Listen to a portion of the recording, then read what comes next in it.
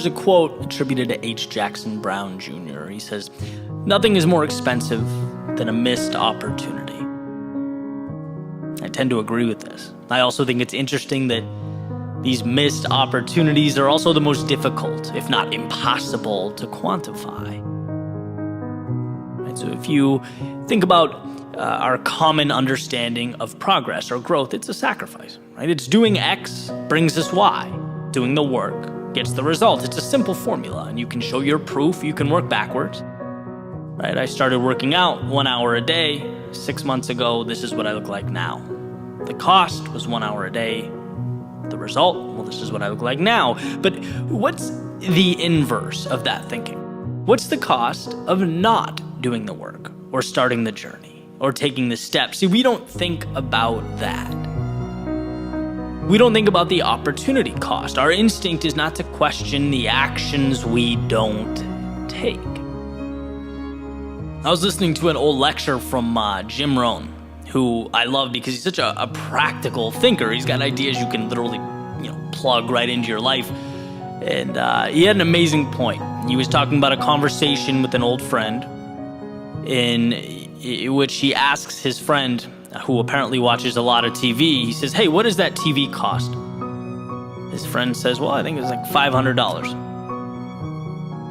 Jim says, "No, I don't think so." His friend says, "Yeah, I bought it, $500. He says, "No, I think it's costing you about $40K a year."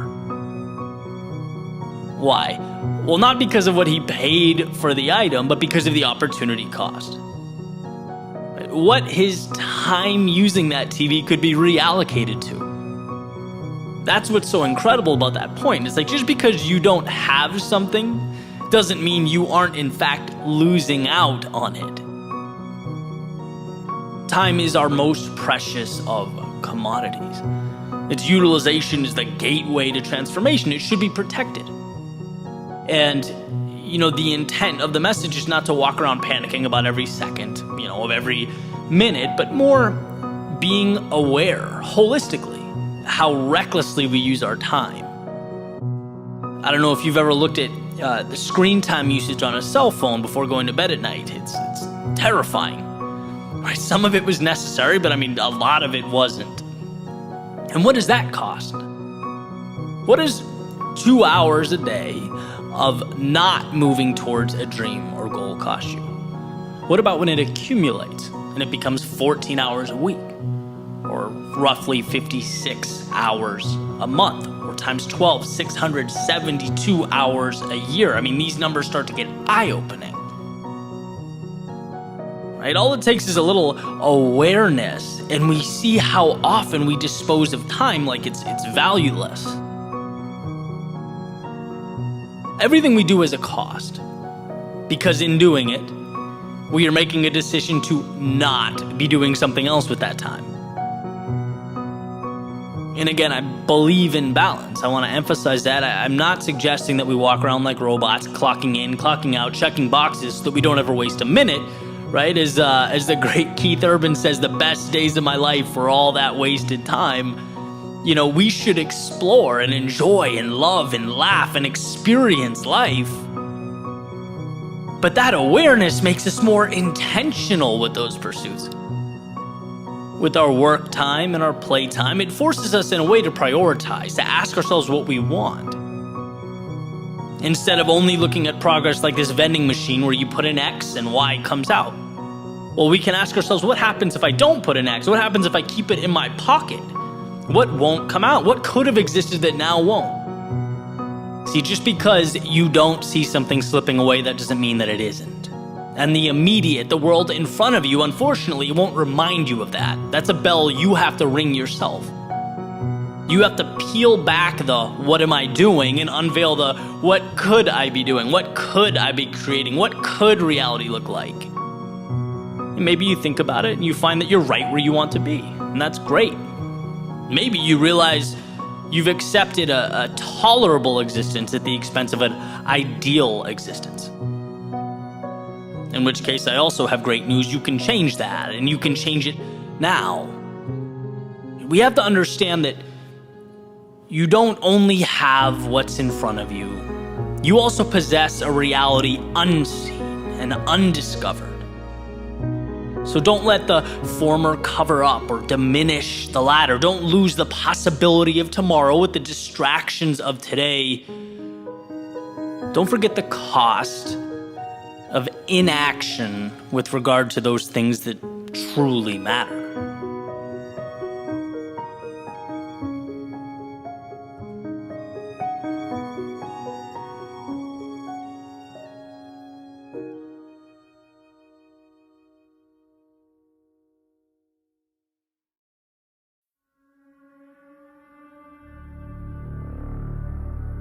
So, life is the sum of the decisions we make. But which decisions? How am I supposed to know?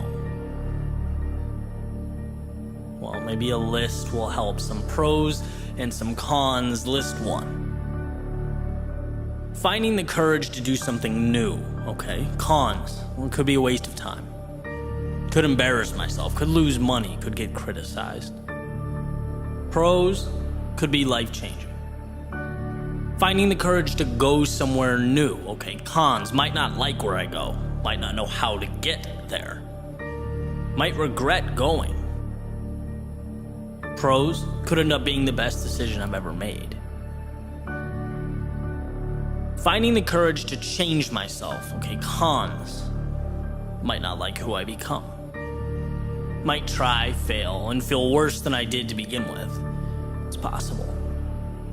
Pros, well, I might become exactly who I need to be. So looking at this, it essentially comes down to conserving the old or making the new, maintaining or capturing the upside. But it doesn't quite delineate my problem. Okay, so different angle, list 2. Finding the courage to do something new. If I fail, is it reversible? Yes. I can fail, and if I do, I'll simply go back to doing that which I had been doing. Alright, finding the courage to go somewhere new. If I don't like the destination, is it reversible? Yes. I can change my flights, grab a train, turn the car around, I decide where I go.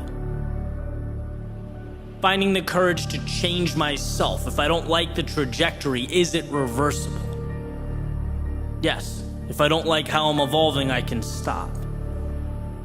I can start back at the beginning. Who you are is in your control, okay? So after 2 lists, the pros have immense upside and the cons, well, they have relatively minor downside and they are reversible. Meaning if I try something I've always wanted to try, go somewhere I've always wanted to go, become the person I've always wanted to be, things could fall apart. But the damage is more annoying than it is life-altering. It's not forever, it's fixable. On the other side, if I hit that home run, my life changes. My world evolves. What's possible expands. And it's not that I will, it's that I could. And doesn't everything start with could? A seed of possibility? An idea that plants roots and when merged with courage and action takes shape? Of course. But most importantly, this information in front of me tells me something pretty incredible. A story with few words and infinite meaning. The key that unlocks some of the most important doors to be opened. And it's this. Most of our inaction, most of our regret, most of our almosts come from cowering amidst possible outcomes that are reversible. Running from potential consequences that we could wipe clean like a dry erase board and try again. The downside, it pales in comparison to the upside. We're running from a slap on the wrist or the momentary anxiety associated with turning down the wrong street, right? That's the takeaway here. That's where the magic lies, not in the possibility that everything could work out, but the realization that if it doesn't, life moves right along. That contrary to the narrative so often making its home in the back of our minds, life has redos. You can screw up. You can reverse track and start again. The only action you can't fix is the one you never take. And well, I'm looking at this list and I just don't see any upside in that.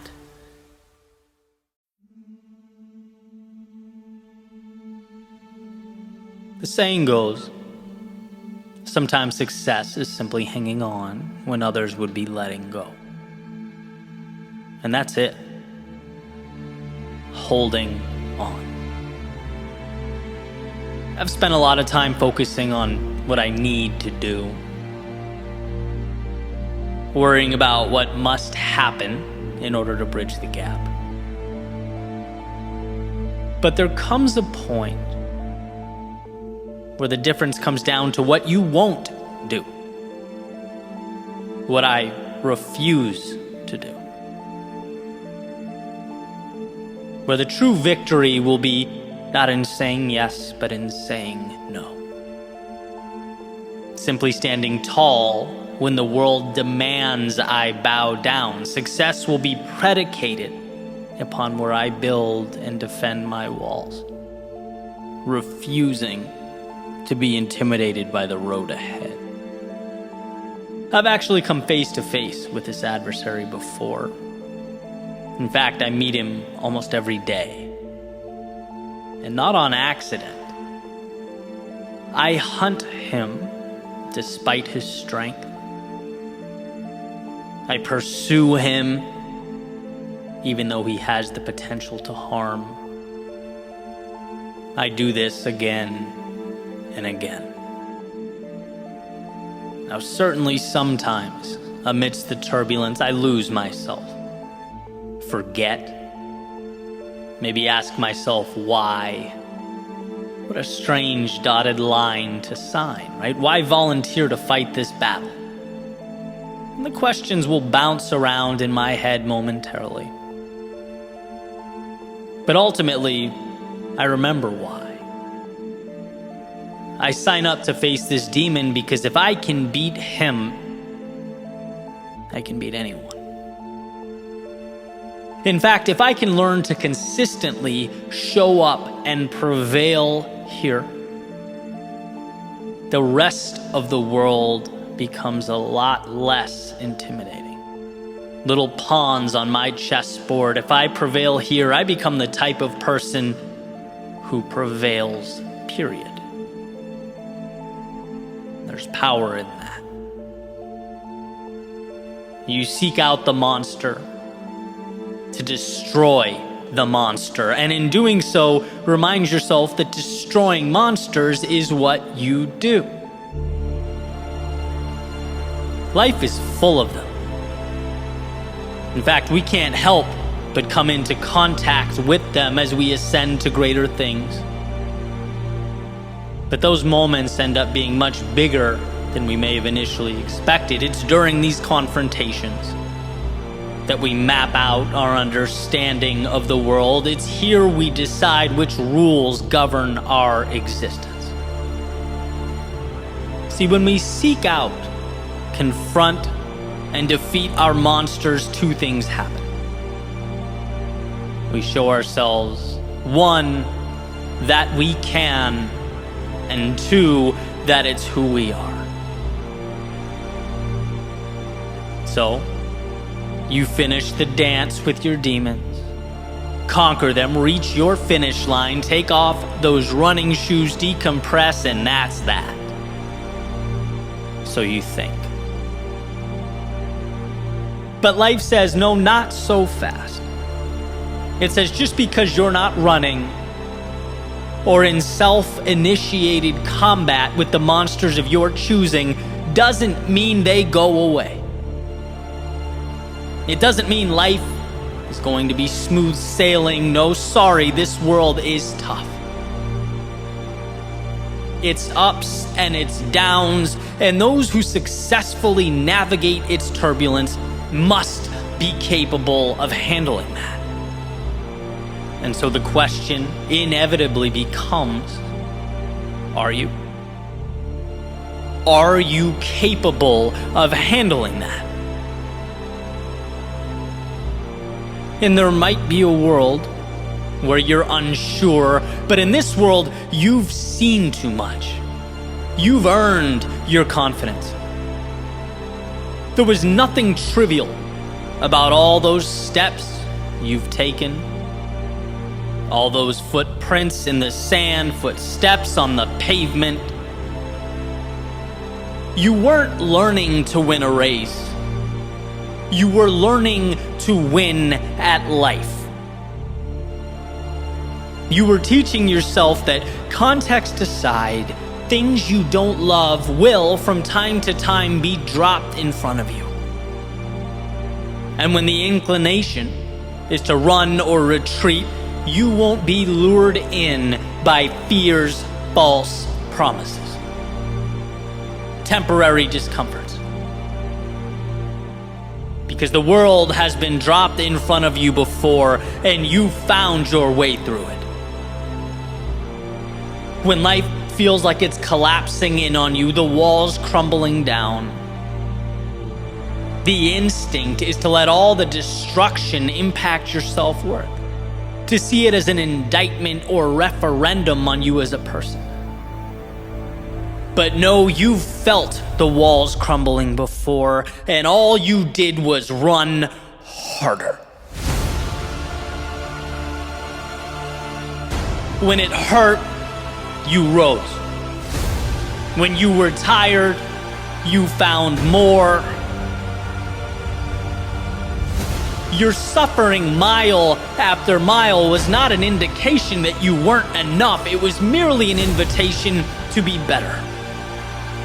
After all, that's how you defeated those monsters time and time again.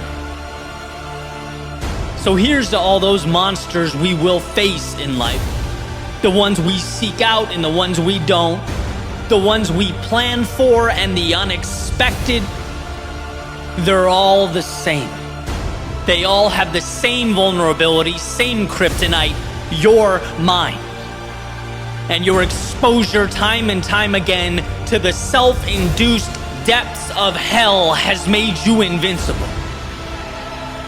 The world only stops people who know no better, who haven't seen themselves brush up against the demons who stand guard, protecting those coveted finish lines, but you have. And where many bow down and declare their discomfort a catastrophe, you smile to yourself and call it just another Tuesday. It's been said that humans always follow through on who they believe themselves to be. Well, you have made yourself in your mind a slayer of dragons, conqueror of worlds, and that's why those steps matter. That's why all this matters.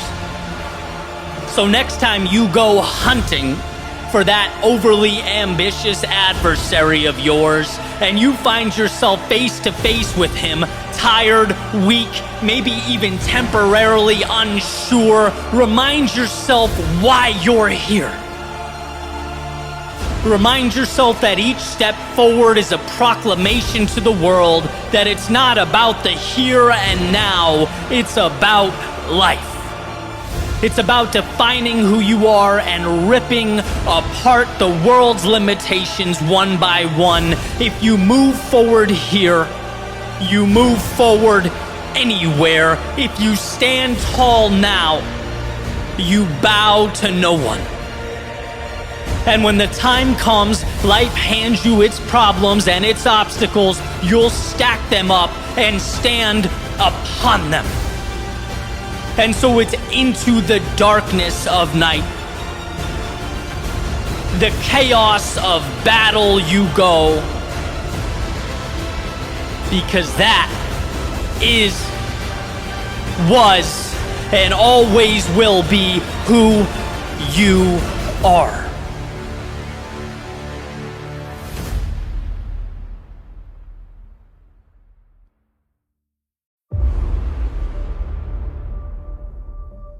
Stop apologizing. Stop apologizing for who you are, what you believe, and how you see the world. Stop apologizing for your failures. They lift you up. They push you to be more. Stop apologizing for being different, unusual, or unique. There's a saying that if you are lucky enough to be different, don't ever change. Embrace that. Hold it. Stop apologizing for taking a path less traveled, for breaking away from the pack. It's not an insufficiency. It doesn't mean you couldn't go their way. It means you have the courage to be yourself in a world trying to make you someone else. Stop apologizing for words that don't align with someone else's ideology or worldview. Your job isn't to appease or conform. It's to grab hold of what lights a fire in you and use it to brighten the world around you. Stop apologizing for your dreams. It's okay to not be content where you are. It's okay to want to grow, to become more. The roots planting them to the ground, they are not yours. And why waste the opportunity beyond the horizon of your current existence? See, having the courage of your convictions is like unlocking your mind. Realizing that, yeah, you have the key and you've had it all along. No one else gets to set your parameters. They don't get to tell you what's right or what to believe. The people around you are not moral arbiters. They're not protectors of truth. Remember that. Remember that no one knows better than you what's best for you. That's why there's power in intuition, in following your beliefs, your strengths, in doing what makes you happy, relentlessly pursuing what makes you feel alive. The thing about dreams, ideas, potential, they're always meaningless until they're not. See, everything is crazy until it exists. So protect it. Don't bow down to pressures of now simply because you have not yet built tomorrow. You will. If you want it, you will. Some messages, they are incredibly simple, and this, my friends, is one of those. You have everything you need to become who you want to be. Right now, as you listen to this in real time, you don't need approval or permission or acceptance. You don't need to belong or be told it's normal. You simply need to start, to know that you will pick yourself up when you fall and keep going. Not apologize, but continue placing one foot in front of the other. Not look externally for a will to carry on that only exists within you. See, the second you begin rewriting the rules, changing the game, you put yourself in position to emerge victorious.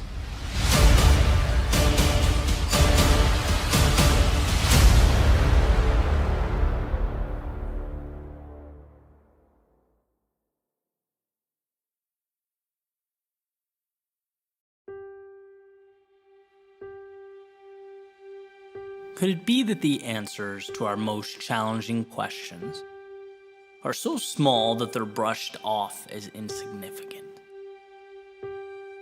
That in pursuing that bulldozer we think is necessary to knock the door down, we refuse again and again the key that would simply open it? Why is our first instinct to think our next action needs to be as big or as glamorous as that intended result? Again and again, my default has been to, look for some brilliant, monumental insight or some secret answer that would unroll like a scroll containing a treasure map. But again and again, I learn and I relearn that what I need, what is required, is so reasonable. It's so accessible that it almost feels like the universe has a sense of humor, right? It's sitting back and chuckling while we run around with keys in our pockets looking for a sledgehammer to break the door down. Right, this is kind of a funny story. So last year, I had my first Your World Within live event, and Evan Carmichael was one of the speakers, and after the event, we were talking about YouTube, right? He says, why don't you swing by, we'll look at your channel, we'll see if I can offer any suggestions or pointers, and I gladly accepted the offer. And so I showed up later in the evening. He's got his laptop open. He's running all these tests, right? There's graphs and there's charts and comparison tables. And my first question is obviously, what are you doing? And he says, I'm testing my YouTube titles and thumbnails. And I'm thinking, interesting, right? Here's a guy who makes so much content. He's got 378 million views, right? Why are you exhausting time and energy on this? So I asked him, Evan, does it really matter? I mean, if your thumbnail picture's orange or yellow, or if there's a face on the left or right side, or if it's capitalized or not, right? If it's good, people will show up and they'll watch it. Isn't that what matters? Well, it turns out I was wrong. In fact, I couldn't be more wrong. And when you're talking about a channel with millions of impressions, making a small change in color could mean your videos are clicked 1% more, which means thousands, if not millions, more views, which means it's shared more, seen more, which means the channel grows. And that's not from him going back and recreating and reinventing the wheel. No, it's using the key he has in his pocket right now. And that's the reason I found this so incredible, because until that moment, I'd always approached the platform with a sledgehammer, right? Using our metaphor. I had this idea that, I truly found to be an epiphany and changed the way I think about things. So I'd get really excited. I'd make a video about it. I'd release it out to the world, and maybe it wouldn't do so well. People wouldn't watch that particular video. It would just kind of sit there. And my thought was always, all right, hey, it worked for me. Must not have hit for everyone else. That's life. On to the next one. Never did I think for a second that, hey, you don't need to recreate the wheel. You're looking for a bulldozer when you need a key, right? You need to slightly adjust the titling or make the thumbnail more appealing, right? And the idea is these little tweaks are sometimes all that's required. We think we gotta reach out and find some answer or readjust every aspect of what we're doing. And it's like, no, it's a little thing and it's right in front of you and it's very manageable and it's very realistic. And believe me, especially for people that aren't content creators, and there's a lot of you listening to this right now, I get how trivial it seems. But isn't that the point? And sure enough, within the next few months, I changed some thumbnail pictures around, and 2 videos that were just sitting there got hundreds of thousands of more views. And I, as I tend to do, look at the bigger picture. Well, how many times in life are you trying to find this monumental answer? And it's like, nope, tweak here, adjustment here, change the way you are measuring success. And it changes your tactics. Think about productivity, right? I've been in the same boat. I want to be more productive. So how? Well, maybe if I get better at scheduling, I'll get scheduling tools, maybe some time management apps. I know I'll do a daily checklist. That'll do it. That's what I need. But in reality, the commonality when I have productive days is they all consist of me waking up, not stressed, having time to think, reflect, plan, and moving on. And it flows into every other aspect of my day. Right? It doesn't require me to buy some $1,000 productivity course. Big result often requires small, manageable action. And again, the point here is that change can feel overwhelming because I think the default mechanism is to assume the next step needs to be as big as that desired result. It's like, oh, I want to climb that mountain, so I have to figure out a way to jump that high. No, that's not true. You have to take small steps many times. And where we should be looking for consistency or something within our grasp or looking for some small self-contained miracle, everything feels bigger than it is. It's an interesting part about growing up. You realize everything's not as big and intimidating and shiny and sparkly as it appears to be. We have the tools right now in real time. In fact, they're very ordinary, very unimpressive, and that's with goals just like people. I grew up seeing pictures of my grandfather, who was an admiral in the Navy, talking to American presidents and heads of state. And I'd ask him, how was that? What was that like? And he'd always say, look, they put their pants on one leg at a time, just like I do, just like you do. Right? I think in a lot of ways, we need to take the glamour and the mystique away from the things we want and the people we aspire to be like, right? Big goals are an accumulation of little steps. and quote-unquote successful people are ordinary human beings who had the courage to take those steps. Not for attention or likes or follows, but because they cared and they respected the process enough to stick it out. And so can I, and so can you, right? You have everything you need. Whether you're talking about creating on YouTube or putting yourself in position to conquer the day, learning or emulating those you admire, nothing is otherworldly for you. Sure, you'll have your strengths and your weaknesses, because we all do, but there's no magic you need to find or acquire, no bulldozer or sledgehammer needed to lessen the gap between real and ideal. Just the understanding that the key in your pocket, the one you already have, will get you through the door. It's not a commitment to perfection, it's a commitment to remind yourself that every time you're stuck or overwhelmed or lost, that perhaps you're looking for miracles in the clouds when the solution is simple at your feet. It's not the mountain, it's one rock. It's not the forest, it's one tree. It's not the journey, it's one step. And as time goes by, you'll find yourself moving beyond that previous reality, beyond those looking for the home run or otherworldly answers, and beyond the narrative that you don't have what it takes, because you do and you always did. You simply had to commit to walking that path.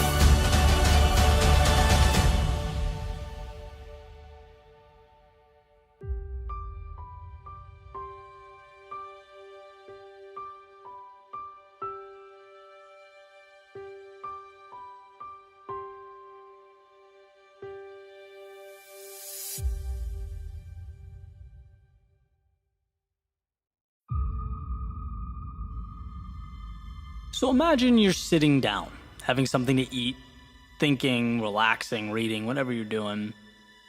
And someone walks up to the table across from you, pulls out the chair, sits down, kind of leans back, puts one leg over the other, casually tells you, you probably don't have what it takes to do anything significant in your life. What would you say? It'd be outrageous, right? That's a ridiculous scenario. Well, let's say that the next day you get up, you go to walk, run, work out, and he shows up again. Starts running next to you, casually reminding you that the odds of you changing, doing anything for the better, are slim to none, that this is kind of a waste of time for you. You brush it off, you go to work, and guess who, right? He passes by your desk, leaves a little note saying, that your bosses, your higher-ups, they're cut from a different cloth. They just see things in a way you can't. You'd probably tell that person to take a long walk off a short pier, right? Or at the very least, you'd understand how absolutely insane the situation is. People can't just walk up and talk to you like that. But now imagine that same person is you, living rent-free in your head, and here's the catch: you invited him in. You allowed the negativity and the doubt to live there. See, every time I think about that self-talk, I can't help but wonder, in a world of obstacles to navigate and challenges to tackle, why is it acceptable for your biggest obstacle to be you? Why should you allow or be okay with that? And I'm not saying everything's perfect all the time, every thought's pure bliss, but I am posing this question. If you don't believe in yourself, how do you expect anyone else to? If you're not your biggest ally, if you don't respect the person staring back at you in the mirror, how do you expect the world to? Why is our inclination to tense up and refute the negativity from others, but sit back and accept the same nonsense in our own heads? If those words don't support what you're trying to build, I don't care who they're from, where they come from, why they're there, they don't deserve your time. And it's a simple awareness that they are not truth, but merely your fears and your insecurities trying to stop you from becoming who you might be. My biggest leaps in life, they didn't come from physical milestones or benchmarks. They came from mental shifts, convincing myself, believing myself, trusting in myself. When the road is untraveled, when the story is untold, the positive and the negative are both make-believe. They are both fairy tales, they're options, they're theories, and guess what? You get to choose which option, which one will be yours. My favorite quote is, "You are always stronger than you think you are." Not so much because it reiterates how high the bar is, but because it reminds me how low we often set it for ourselves when we're not paying attention, how loud that negative voice can be. You know, when I was unemployed, I was writing, I was running out of money, my life changed because I stopped seeing myself as some lost, jobless mess, and I started seeing myself as one of the greats with a hell of a road to travel. See, people always follow through on who they believe themselves to be.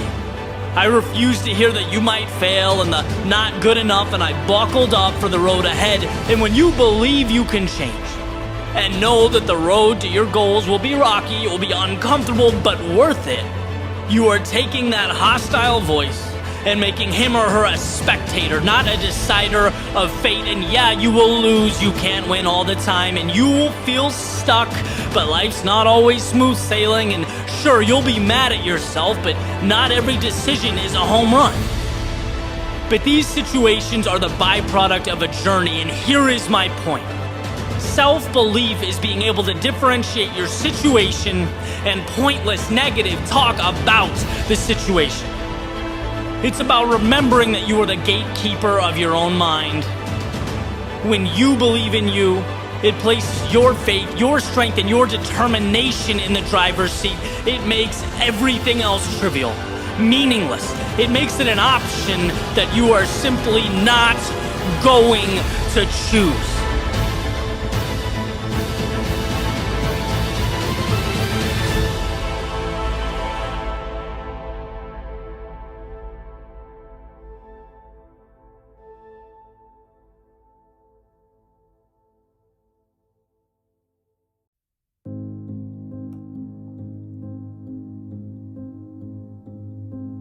The world, it needs you. But it needs the real you. Not the one with the mask, looking to blend in. Nor the one making all those concessions to avoid being left out. No, the real you. With your flaws and your insufficiencies, your strengths and your gifts, your hopes and your dreams. It needs the you that so often hides away underneath that blanket of caution and skepticism. The you that's coupled with vulnerability, more easily ignored than brought to life with conviction, but that's the you this world needs. When I was younger, I seemed to separate life into two categories. Me in one, and everyone else in the other. And guess which of the two categories I assumed had it all figured out? In my mind, I was the one, the only one who didn't know. The one who was winging it, stumbling my way through each and every day. All those other people, though, they not only had plans, they had the right plans. They knew the right details, but I didn't. And so in my head, me being right required I necessarily look to them. I follow their lead. Since there exists an established correct path, that must be where I steer the ship. But then some time passes. You grow older, maybe pick up a little wisdom along the way, and you realize that no one really knows what they're doing.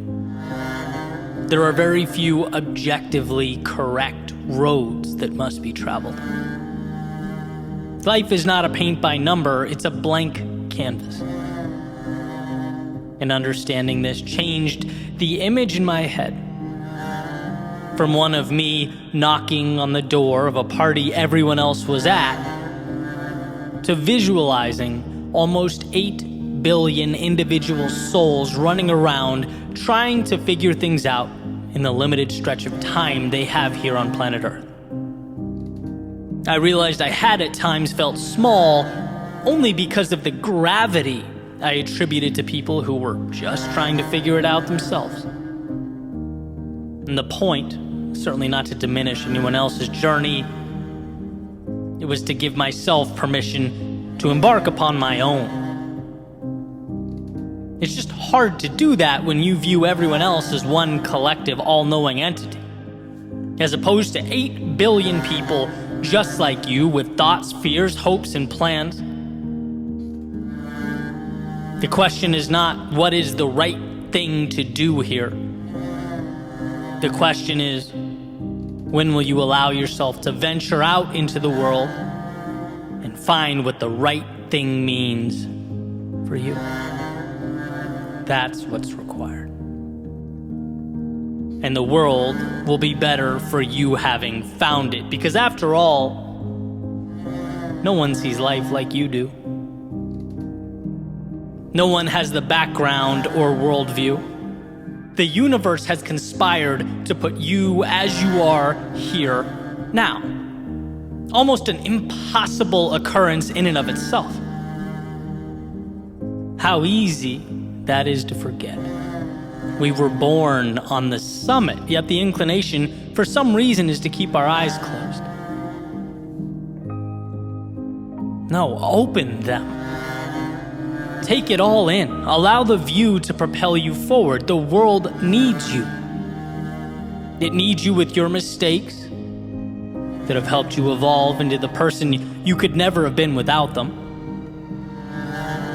It needs you with your worries and your fears. Conquering them will be pivotal in your evolution. It needs you with your flaws and blemishes.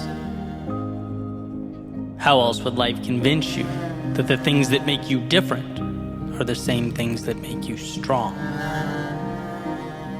It doesn't matter how many people tell you or try to explain to you the magnitude of what's at your feet. Life does not begin until you allow yourself to start living. Until you realize that yesterday does not define you. And the categories in which you've placed yourself, they're transitory. The past is not the reason you can or can't begin again. It's not who you are forever. No, it's the advantage you now possess as you move forward, should you choose to move forward. It's in realizing you are bound by nothing that you free yourself. And for the one wondering, why does it matter what I think? Why should I start or try or risk anything? Why should I pick up the brush and start painting on that canvas before me? Well, because that step is where it all begins. The meaning, the purpose, it's all predicated upon our willingness to pick that brush up and start painting.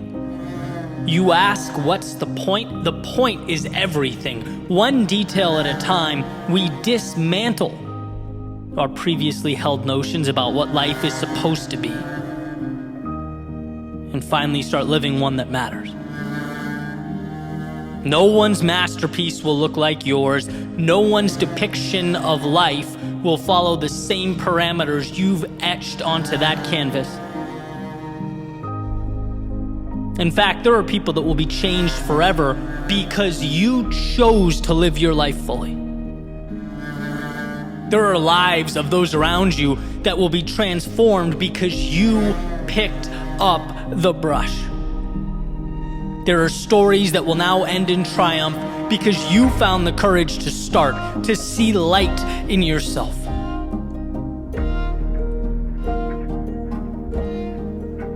You being fulfilled and the world being better off, they're not two different things.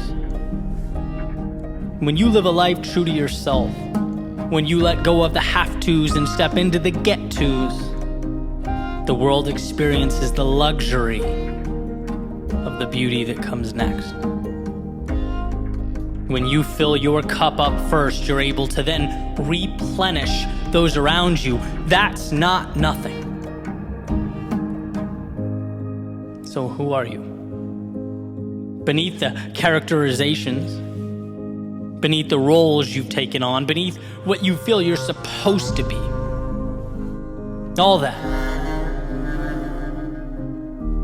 Who are you, and will you give life to that person? Will you be that courageous? After all, that's what life is. It's not a game of right and wrong so much as it's a game of courage. The ones willing to take the leap end up worlds away from where they began. So my ask of you is that you begin tearing down those walls created in your head. The ones that accumulated over days and months and years. The ones that box you in or keep you out, that suggest you are anything other than that 1 in 400 trillion miracle, ready to embark upon the ride of a lifetime. And sure, it means shedding the comfort of obscurity, the safety of projection. Looking yourself in the mirror and saying, I am worth it, and there's more out there, means without question you are taking off the training wheels, dancing with vulnerability. But it also means when that time comes and you look back on how you lived your days, you can say, I truly lived. You can say that the world needed me, and I had the courage to heed its call.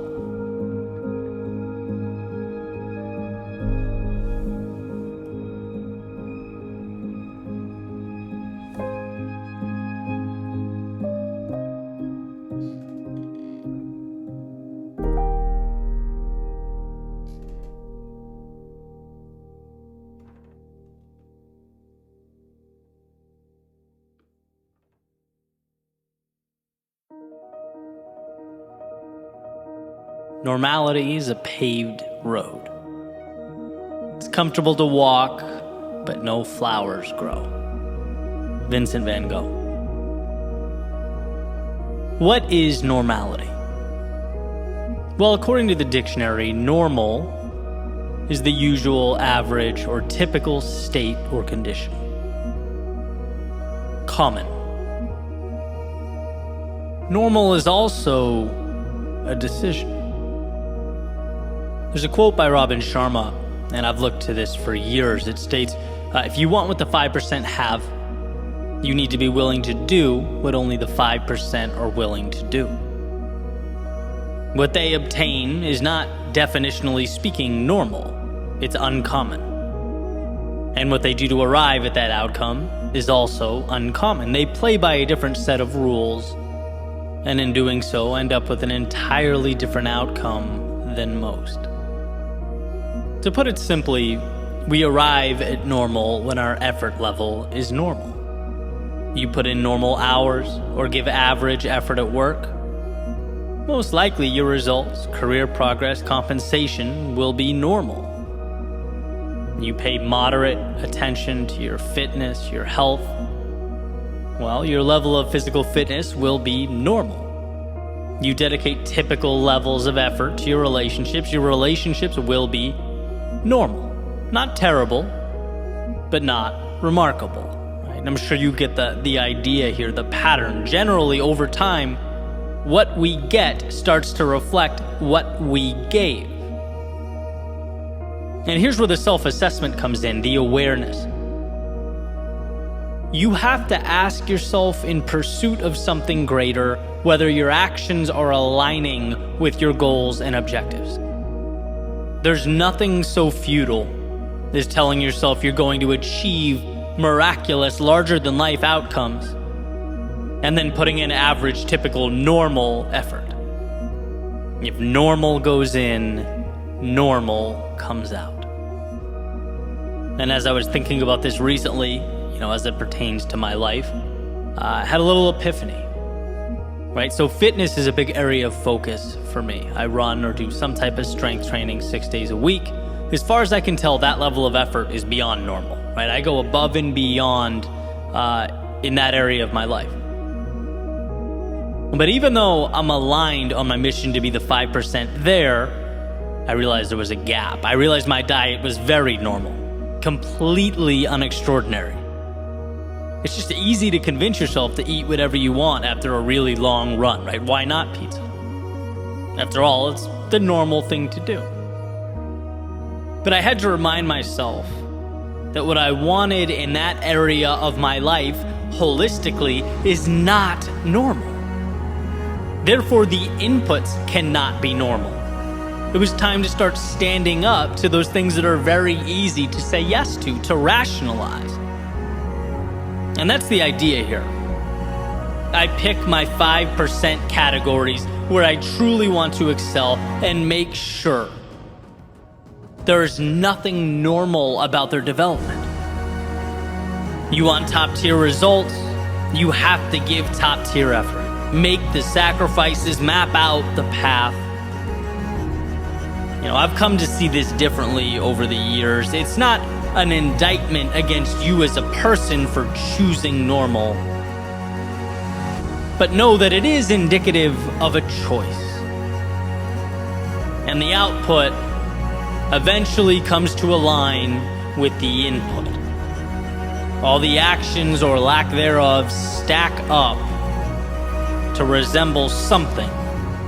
It's up to you to decide what that is. And so the next question, perhaps somewhat of an obvious one, is when it comes to the things that matter most to you, why stay confined to normal? It's the above and beyond, the peak experiences, the times we overcame, fought and won, took the risk and came out on top. That's when we are at our best. That's when we get the most from life. So is normal the end of the world? No. It's just that abnormal is the beginning of one.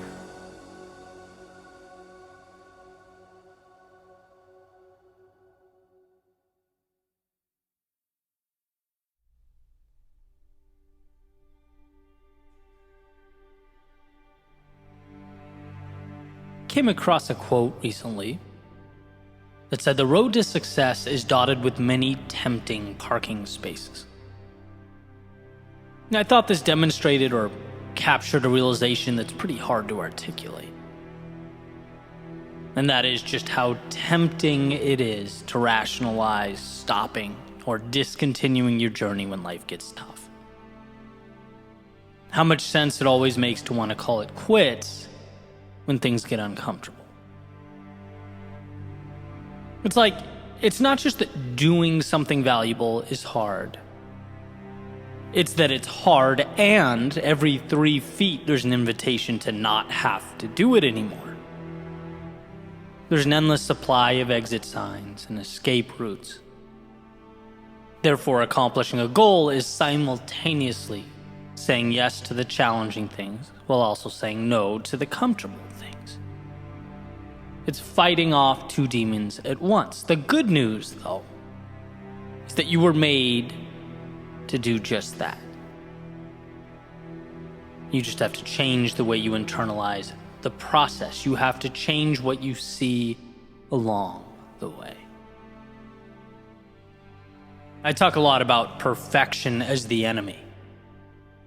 And that's something I wholeheartedly believe to be true, but I generally talk about it in the context of perfection keeping us from starting, right? I try and unveil perfection as this defense mechanism that it truly is. Oh, things aren't perfect, I'll wait. Things aren't exactly where I want them to be, then I won't go. Emphasizing that it's in going that perfection is crafted. Like a statue being chiseled from stone. You fall, you get back up, and find that in doing so, you end up with a little more clarity than you had when you started. You let the trials and tribulations of the journey refine the product. And so that's the beginning, right? That's finding the courage to start, removing the idea of perfect when really it's just our fears masked. But what about when you've already started? What about when you're underway, when you're in the midst of those trials and tribulations? Because we all know this. When you're in pain, your body wants one thing: to remove yourself from the pain. When things are uncomfortable, your default is to seek out those aforementioned parking spaces. Reprieve from the grasp of the unknown. Things aren't perfect, then I'm done here. Things feel awkward or uncomfortable or unclear, then why bother? What I want to do right now is make the argument that it's most important to continue forward when we're in these moments. It's most critical to move forward when the road is unclear and those tempting parking spaces start revealing themselves. Things are not perfect, maybe even far from perfect. And this is right about the time when we forget why we started. I've run into this in my past, right? Particularly with injuries. There was a period in my not too distant past when my ankle and shoulder were simultaneously messed up, right? So couldn't run, couldn't really do any upper body work. My physical activity really took a dive, right? So I'm a little discouraged. And sure enough, I found the eat whatever you want parking space. It's like, who cares? You're not working out. What's the point? Just focus on the business. Put a pause on all that stuff. And then eating whatever I wanted became, well, what's the point of getting up at 5 when I could just get up at 7? I sleep 2 hours longer is how I rationalized it. It's not like I'm going to be running. And then there goes some very important alone time, thinking time, and you can see how easily the wheels sort of fall off the wagon. Not because you're a bad person or don't want the result, but because the second things stop being perfect or working the way I wanted them to, I found a parking space. There will be few stretches of time in life when everything's perfect. Things going exactly how you want them to. It will simply be the exception, not the rule. And then the question becomes, can you put your head down and continue forward, knowing that life will call for adaptation and adjustment? But that those tempting exit signs are not for you. They are weakness. They are for those who forget their strength and their courage. I mentioned a little while ago that growth is fighting two demons. Saying yes to the mountain ahead and no to the off-ramps. But when you step back and look at things different, you change the dynamic. You put the odds in your favor. When the off-ramps become reminders of your strength as you pass them one by one, indicators of your commitment to move forward. And when the mountain ahead becomes merely the way, not some giant sacrifice or monster, but merely a path, things simplify in a way that empowers you on your mission. There is no perfect or imperfect. There is adjusting when necessary and taking the next little step along the way. And using the previous example, it's like I'm injured, okay? This will definitely be a time for adjustment. Maybe it's yoga, stretching, practicing being more patient, maybe greater emphasis on meditation, mental strength, whatever it is, but we don't stop. We continue stepping forward. The next step will look a little different, but that's all. If perfect is a standard one's seeking to maintain, they'll always be pulling over. They'll always be backing off, because very rarely do we have stretches of perfection. Life is an adjustment game, not a perfection game. Life asks, what can you do when your hands are tied behind your back? What can you do when you're tired? What can you do when you've just endured loss, when your pride hurts, your plans fail? And trust me, that's when you see all those off-ramps. That's when something in the back of your mind says, hey, all this goes away if you just throw in the towel. Just go seek perfection somewhere else. You'll find it there. But you can chase that rabbit down a million paths. There is no perfection waiting for you, and there is no flawless pursuit.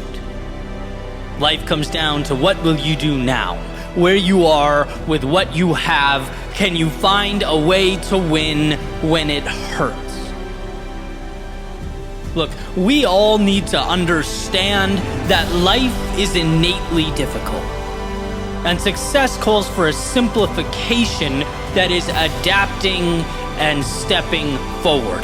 That's all. Things are hard, you step. Things don't go as you planned, you adapt and you step. But you are always moving towards that North Star, whatever it is for you. It's deeming those parking spaces insignificant with regard to your life and your journey. Quitting is not brought about by the external world. No, failure is a decision. Failure is saying, you know what, this costs more effort than I'm willing to pay. Those parking spaces have become more tempting than the top of this mountain. Failure is a choice. And so, for one to succeed, they must simply stay in motion. Choose adaptation over a self-imposed end. Yeah, enjoy those moments of perfection, the times the stars do align. But see them as the exception, not the rule. We are not defined when things are great. We are defined by our ability to pick up the pieces and keep moving forward when they're not. Our lives are shaped by the exits we don't take, the parking spaces we don't even notice as we ascend the mountain that is life. Because anything other than the road ahead was never an option. You didn't succeed because things were perfect. You succeeded because you found a way to win when they weren't.